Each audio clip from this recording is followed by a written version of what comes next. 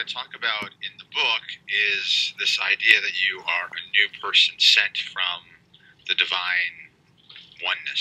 So you go from a state of unity to a state of multiplicity, and you think of yourself as separate. Now, it's common in spirituality for people who are interested in non-duality to criticize duality as a delusion. But one way of looking at it is a pyramid. So at the bottom, where you have multiplicity, the focus is on having focus, is on just seeing what is arising in this multiplicity, what forms are arising, and do I have attachment? Do I lack equanimity? Because at the unity state, at the top of the pyramid, there is equanimity because it's all you, it's all one thing. So the very definition of being separate, of being multiplicity, a separate person, that illusion, the way that illusion works is to not have equanimity, to have attachment, a desire, or a fear about some form. That's how you stay in that state.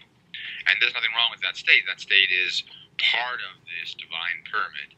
And so instead of trying to escape it to reach a state of duality where there's you and God or unity, what if we just focus on accepting the forms that are arising and noticing in each moment when there's no equanimity, and then seeing if we can, through various techniques, find a sense of equanimity.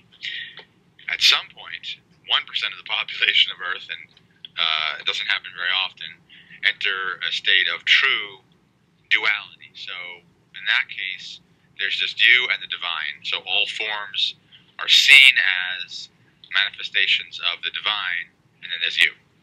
And then that makes it much easier to move to the unified state, because everything else is the divine, so now you just add yourself to that, and you're in the unified state.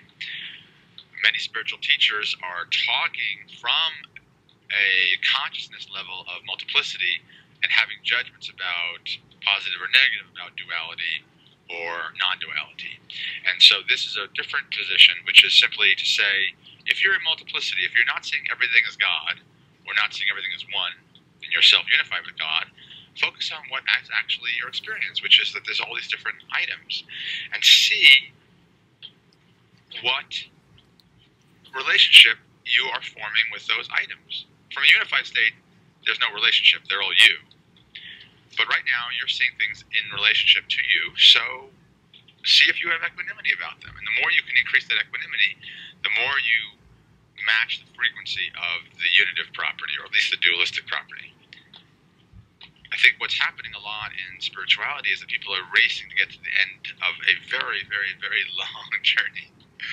And so that's because the ego has attached to not wanting to suffer anymore.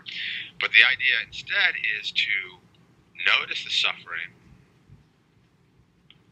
and send compassion to it, to surrender the resistance, because the resistance isn't serving. And one way to do that is to focus on meditation practices, which I can share at a later time. Thanks for listening.